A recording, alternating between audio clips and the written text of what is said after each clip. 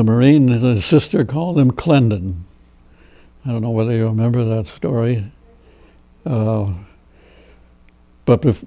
after the fighting in the north of Okinawa was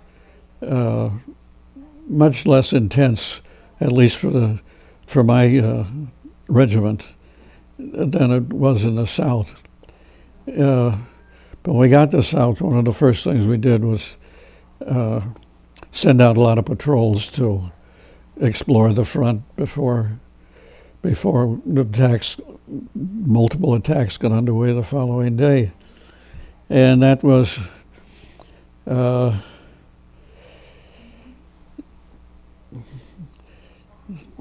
guess the lieutenant in charge of the patrol behaved very, very foolishly, and he had everybody moving in single file down a trench aimed at the enemy, and naturally at the other end of the trench was a Japanese soldier with a machine gun, and he shot the first Marine that turned up. He killed, and when I got there 10 or 15 seconds later, I guess he was already dead, but he was, as I pointed out, they rolled him on his side so that at first so the blood would not fill up the wrong lung.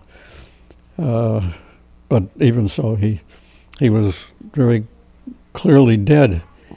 But then that Japanese machine gunner, as I said, very foolishly, then started shooting at the Easy Company line, where we had all come from. And I say foolishly because the gun gives off a smoke ring, because they don't use smokeless powder, and they lubricate the barrels of their guns. So I could see that going out, and I just fired a string of rounds from one clip of ammunition and just go right down, hoping that the last one would hit the gunner, and everything stopped. But then he started shooting again, and I just reloading the clip, and he took off. Still visualize him running on the balls of his feet, the way a child runs, not the way a real runner runs. And